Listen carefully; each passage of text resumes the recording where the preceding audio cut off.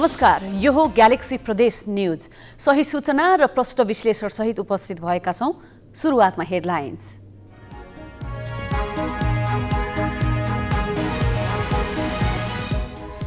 मुस्ताङको थासाङमा हिम पहिरो, भागदौड मचिँदा 11 जना घाइते। बोक्सी खोलामा पानीको बहाव बढ्यो।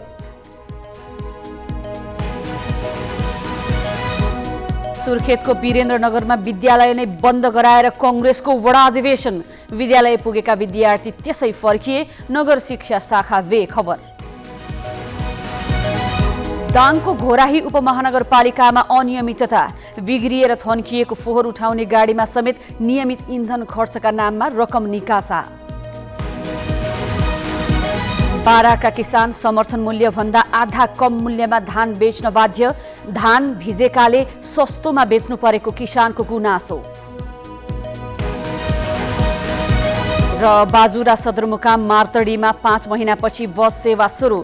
धनगढी महेन्द्रनगर, नेपालगञ्ज र काठमाडौँ जाने यात्रुलाई सहज।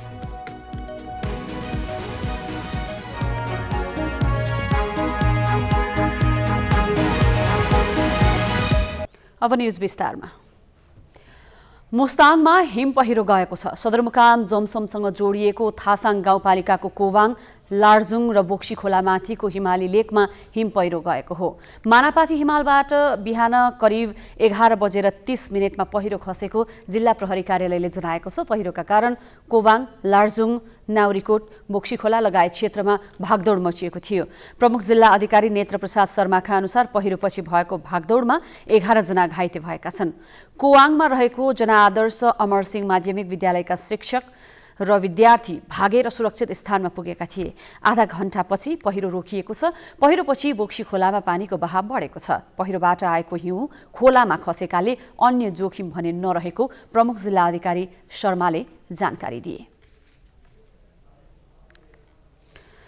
सरकारले विद्यालयमा कुनै पनि खालका राजनैतिक गतिविधि हुनु हुँदैन भनेर 2068 सालमै विद्यालय शान्ति क्षेत्र घोषणा पत्र जारी गरेको छ। तर घोषणा पत्रमा हस्ताक्षर गरेका राजनीतिक दलहरू नै विद्यालय बन्द गराएर विद्यालयलाई राजनीति गर्ने अखडा बनाइरहेका छन्। आइतबार सुर्खेतमा नेपाली कांग्रेसले विद्यालय नै बन्द गराएर वडा अधिवेशन गरेको छ। कांग्रेसले वीरेन्द्रनगरको हरिडिल भूमि मावि र प्रभात माविको पठन पाठन ठप्प पारेर निर्वाचन गरेको हो। शनिबार सभापति शेरबहादुर देउवा पक्ष र वरिष्ठ नेता रामचन्द्र पौडेल पक्ष बीच झडप हुँदा आइतबार विद्यालय नै बन्द गरेर निर्वाचन गर्नुपर्ने अवस्था आएको कांग्रेस नेताको प्रतिक्रिया छ। विद्यालयमा चुनाव भएपछि विद्यार्थी घर फर्किएका छन्। कोरोना भाइरसको कारण लामो समय बन्द भएका विद्यालय खुलेका बेला राजनीतिक गतिविधिले पठन पाठन प्रभावित भएको छ। एउटा राजनीतिक पार्टीको चुनावको लागि विद्यालय नै बन्द गर्नु दुःखद भएको विद्यार्थीका अगुवा बताउँछन्। केटाहरूले बाधा भयो, स्कुल आएको केटाकेटी पनि फर्केर घर गए। तिनीहरू नहुनु पर्ने वगेर अब गर्नुभयो। अब के गर्ने हो, हामीले भनेर हुने छैन। राजनीति यस्तै छन्। त्यो नगर्नुपर्ने हो। अब त्यो नगर्नुपर्ने हो। बरु अरू ठाउँमा गराएर हुन्थ्यो। अब यो विद्यालय पढ्ने ठाउँमा त त्यो नगर्नुपर्ने हो के। विद्यालय व्यवस्थापन समितिको टोली नै राजनीतिक पार्टीमा आबद्ध भएपछि विद्यालयमा राजनीति मौलाउँदै गएको छ। हरिडिल भूमि माविका विद्यालय व्यवस्थापन समितिका अध्यक्ष टोप बहादुर रोकाए आफै नेपाली कांग्रेसको क्रियाशील सदस्य छन्। जाने अब मैले पेल्ने ठाउँ पनि रहेन हैन। अब सबै अब यहाँ मन्त्रीहरू यही छन्, सारा सबै यही छन्। अब जानेमा उनीहरूले पनि सोध्नुपर्ने कुराहरू हो। स्कुलमा यसरी अब शनिबार अथवा बिदा दिन भइदिए हुन्थ्यो। अब यो बिदा दिन नभएर यसरी जाने नगर्नुपर्ने भन्ने हो। उनीहरूले पनि सोधिदिनु पर्ने कुरा अब यहीँ गर्ने भनेपछि अनि मैले पनि अब त्यही पेल्न अब उनीहरूले गरेर मैले पनि त्यही नगर्न सकेन। विद्यालय नै बन्द गरेर राजनीतिक दलले चुनावी कार्यक्रम गर्दासम्म नगर शिक्षा शाखा वीरेन्द्रनगरलाई जानकारी छैन। यो विषयमा चाहिँ हामीलाई जानकारी भएन। हामीलाई चाहिँ हिजो चाहिँ नेपाली कांग्रेसको वडा स्तरको अधिवेशन छ भन्नेसँग मलाई जानकारी थियो। आजको कुरा मलाई थाहा भएन। अब यो कुराहरू चाहिँ हामी बुझ्छौँ के रहेछ। यो कुरालाई हामी बुझेर हामी चाहिँ यसलाई छलफलमा ल्याउँछौँ। कर्णालीका अन्य विद्यालयमा यसअघि नै वडा अधिवेशन भए पनि सुर्खेत र डोल्पामा सदस्यता विवादको कारण हुन सकेको थिएन। शिक्षालयमा यस्ता गतिविधि पटक पटक दोहोरिए पनि राजनीतिक शक्तिको आड अगाडि सबै निरीह बन्ने गरेका छन्। तसर्थ यस्ता गतिविधि रोक्न राजनीतिक दल नै सबैभन्दा पहिला सचेत हुनुको विकल्प छैन। क्यामेरामा विकास खत्रीको साथमा बसन्त भण्डारी, ग्यालेक्सी फोके, सुर्खेत। कर्णाली प्रदेशको मुख्य न्यायाधिवक्तामा अधिवक्ता ध्रुव कुमार श्रेष्ठ नियुक्त भएका छन्। संविधानको धारा 160 को उपधारा 920 बमोजिम मुख्य न्यायाधिवक्तामा श्रेष्ठलाई नियुक्त गरिएको प्रदेश प्रमुख कार्यालयका सचिव ठाकुर प्रसाद श्रेष्ठले जानकारी दिए। अधिवक्ता श्रेष्ठले आजै पद तथा गोपनीयताको शपथ र पदभार समेत ग्रहण गरेका छन्। दाङको घोराही उपमहानगरपालिकाले बिग्रिएर थन्किएको फोहोर उठाउने गाडीमा समेत नियमित इन्धन खर्चका नाममा रकम निकासा गरेको पाइएको छ। बिग्रेकै गाडीमा इन्धन प्रयोग भएको पाइएपछि नगरपालिकाले छानबिन समिति बनायो।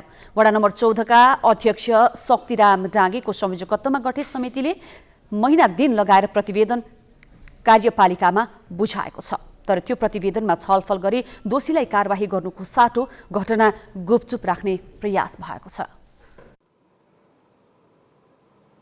यो घोराही उपमहानगरपालिकाको फोहोर उठाउने गाडी हो। यो गाडी बिग्रिएर चलाउन नमिल्ने अवस्थामा रहेको धेरै भयो। उपमहानगरपालिकाको यो गाडीमा 2077 असार 26 गतेदेखि साउन 20 गतेसम्म 750 लिटर इन्धन प्रयोग भएको छ। छानबिन समितिका अनुसार उक्त गाडीका चालक नवीन विक्रम शाही विधामा थिए।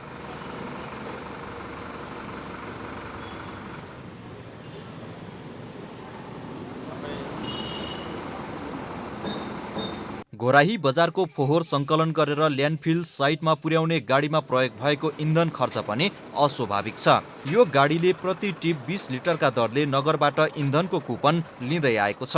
तर यो गाडीमा दैनिक खपत हुने इन्धनको परिमाण भने 11.5 लिटर मात्रै हो।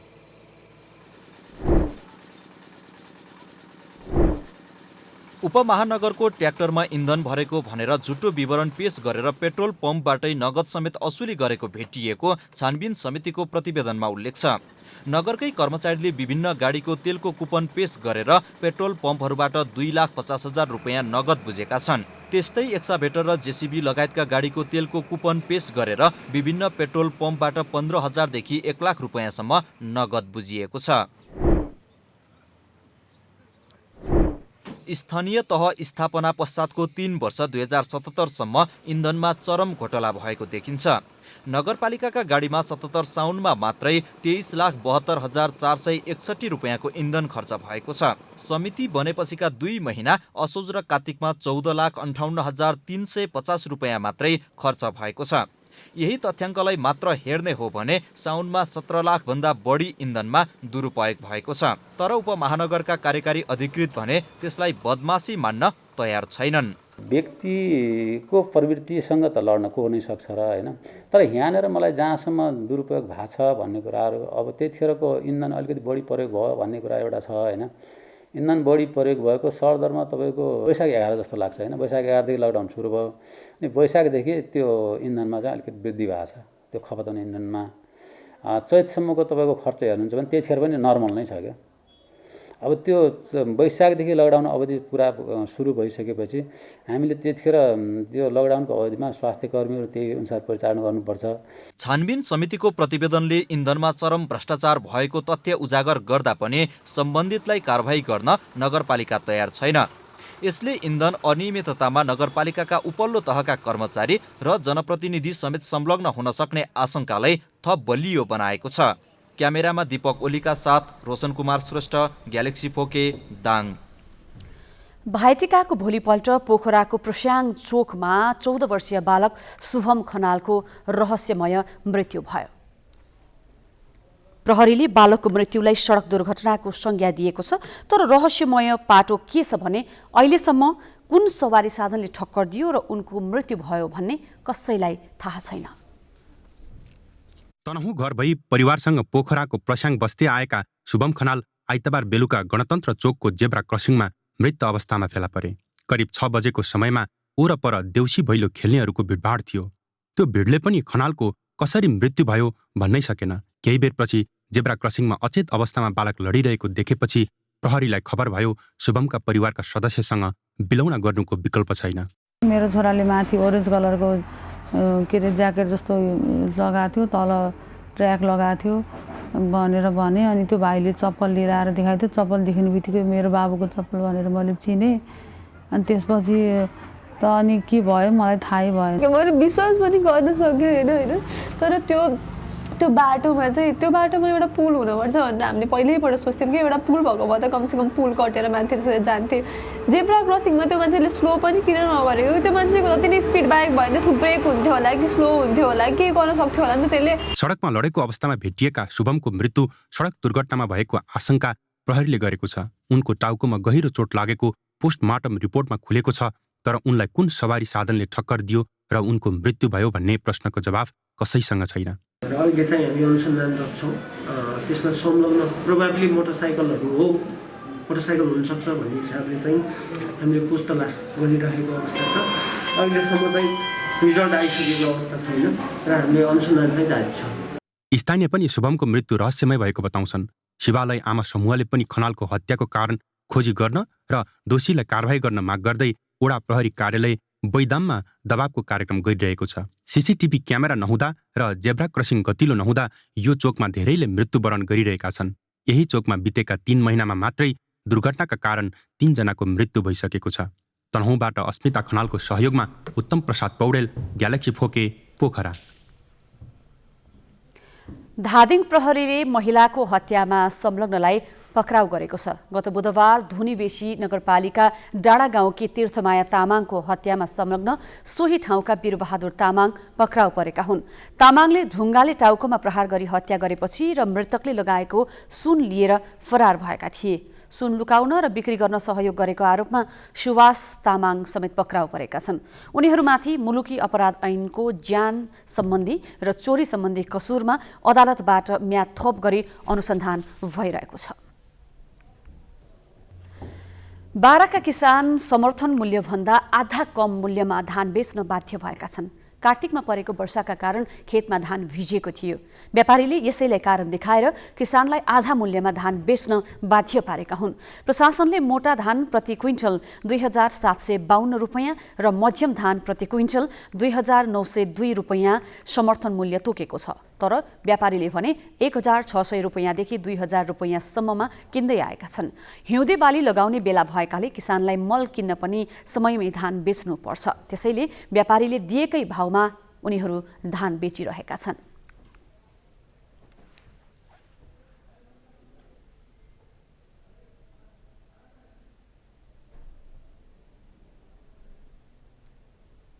₹15 भन्दै थिए, बार्गेनिङ गर्दा 16 रुपियाँ किलो, मतलब 1600 कुन्टलमा चाहिँ हामीले त्यो धान बेच्यौँ। तर अहिलेसम्म त्यसको पैसा पाएको छैन। करिब चाहिँ 15-20 दिन भइसक्यो। भिजेको धानबाट राम्रो चामल नआउने र चामल पनि टुक्रिने भएकाले धान बिक्रीमा समस्या भएको हो। बारामा 60,450 हेक्टर क्षेत्रफलमा 2,58,726 मेट्रिक टन धान उत्पादन हुँदै आएको छ। पर्वतका गाउँ-गाउँमा मोटर बाटो पुग्यो। उपभोग्य वस्तुहरू सहजै गाउँमा पाउन थाले।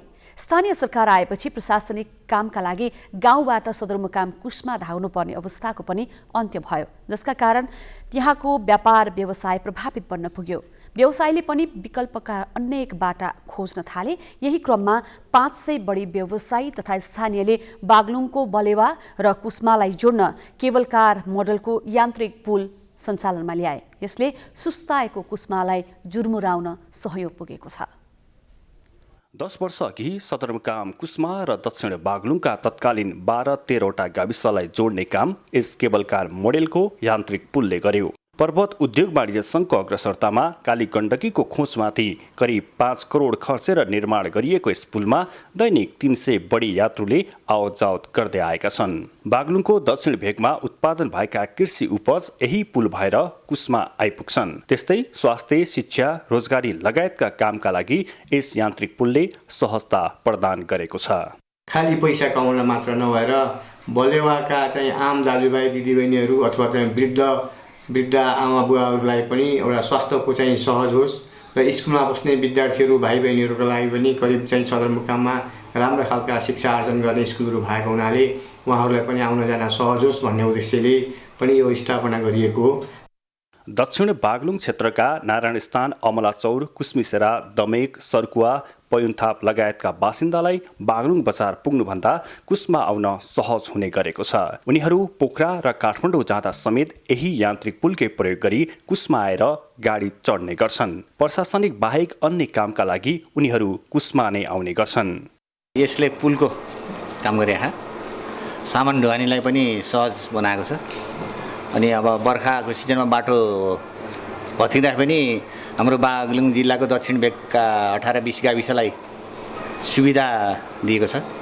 घण्टौं लगाएर भिरको बाटो कुस्मा आइपुग्नुपर्ने बाध्यता हटेको छ। अहिले 4 मिनेटमा कुस्मा आइपुग्न सकिन्छ। बागलुङको दक्षिण भेगका स्थानीयका लागि भाडा दरमा सहुलियत दिइएको छ। अन्य यात्रुले एकतर्फीको 113 रुपैयाँ तिर्नुपर्ने हुन्छ भने उनीहरूले 85 रुपैयाँ मात्र भाडा तिरे पुग्छ। के अरे 1.5 घण्टाको बाटो हिँड्नु पर्छ। बर्खामा मालडुङ्गाको बाटो हिँड्नुपर्ने, जहिलेसुकै पहिरो जाने त्यो कारणले पनि हाम्रो व्यापारिक दृष्टिकोणले, मान्छे हिँड्ने यातायातको दृष्टिकोणले पनि यान्त्रिक पुल नै सहज छ। बर्खालाई त यो अत्याधिक नै सहज भएको छ। नेपाली प्राविधिकले बनाएको यस केबल कार मोडेलको यान्त्रिक पुल नेपालकै पहिलो हो। तारको सहायतामा 2वटा डब्बालाई वारिपारी गराइन्छ।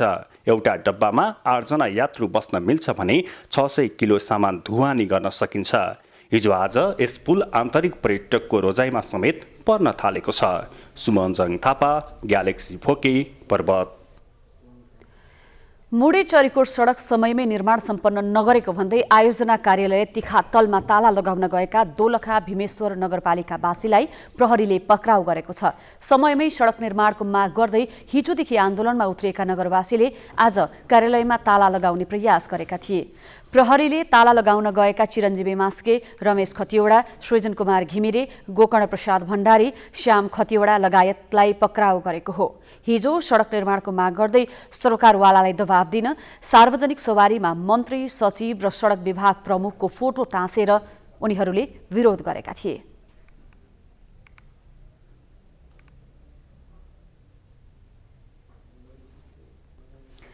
बाजुरा सदरमुकाम मालतडीमा 5 महिनापछि बस सेवा सुरु भएको छ। बल्दे दवारीमा आएको पहिरोबाट जेठ अन्तिम साताबाट बस सेवा बन्द भएको थियो। सडक डिभिजन कार्यालयले पहिरो हटाएर बस चल्न मिल्ने बनाएपछि सेवा नियमित भएको हो। पुनः बस सेवा सुरु भएसँगै धनगढी महेन्द्रनगर, नेपालगञ्ज र काठमाडौँ जाने यात्रुलाई सहज भएको छ। गएको 3 वर्ष यता बर्सातमा बल्दे दवारी सडक खण्डमा पहिरोले अवरोध गर्दै आएको छ। पहिरोकै कारण 5 महिना बाजुरा सदरमुकाम यातायात सञ्चालनबाट विच्छेद भएको थियो। छठ पर्वका लागि झकीझकाउ पारिएका जनकपुर धामका पोखरी तथा तालहरू पर्व सकिएसँगै सफाईमा ध्यान नदिँदा फोहोर बनेका छन्। छठ पूजाको समापनसँगै जलाशयहरू फोहोर देखिएका हुन्। स्थानीय युवा क्लबले जलाशयको सजावटका लागि घाटमा अर्घ्य राख्ने प्रत्येक परिवारसँग 300 देखि 550 रुपैयाँसम्म असुल गरे पनि छठ सकिएपछि पोखरी सफा गर्न व्यवस्था गरिरहेको छ। घाटबाट केही पैसा उठाइदिनु भएको छ, जुन सजावटमा खर्च भएको छ त्यो व्यक्तिगत लागि प्रयोग भएको होइन, त्यो मैले पनि भन्न खोजेको होइन। तर छठपछिको जुन सफाई हुनुपर्ने हो त्यो पनि गरिदिनको लागि हामी संयुक्त रूपमा प्रयास गरिदिन हुन अनुरोध गर्दछौँ। जुन क्लबले जुन घाटमा व्यवस्थापन गरेको छ त्यो क्लबलाई त्यो घाटमा सफा गरिदिनु पर्ने जिम्मेवारी हुन्छ। मेरो भनाइमा त त्यस्तै छ र क्लबहरूले यस्तो गर्नुपर्ने, न त फेरि त घाट त गडबड हुन्छ, फोहोर देखिन्छ। अहिले जनकपुर धामका गंगासागर, धनुसागर, अङ्गराजसर, दशरथ तलाउ लगायतका जलाशय हेरि नसक्नु बनेका छन्। रौतहटको झिन्खु नवा चोकमा कार दुर्घटना हुँदा 4 भारतीय नागरिकको मृत्यु भएको छ। भारतीय नम्बर प्लेटको कार गैराती दुर्घटनामा परेको हो। दुर्घटनास्थल चन्द्रनिगाहपुर र गौरको बीचमा पर्छ। कार गौरतर्फ जाँदै थियो। 4 जनाको घटनास्थलमै मृत्यु भएको रौतहट प्रहरी प्रवक्ता नारायण प्रसाद चिमोरियाले जानकारी दिएका छन्।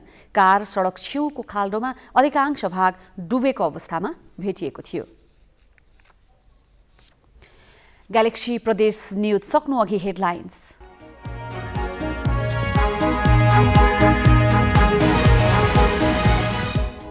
मुस्ताङको थासाङमा हिम पहिरो, भागदौड मचिँदा 11 जना घाइते, बोक्सी खोलामा पानीको बहाव बढ्यो।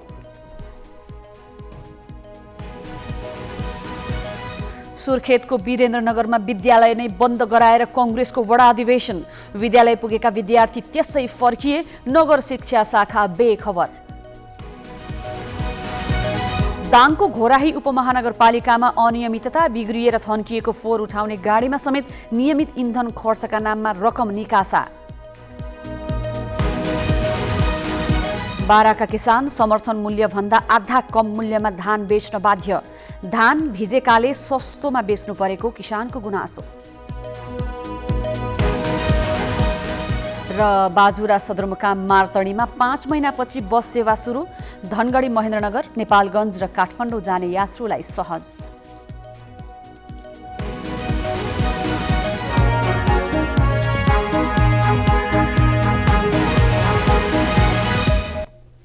ग्यालेक्सी प्रदेश न्यूज अहिलेलाई सकियो।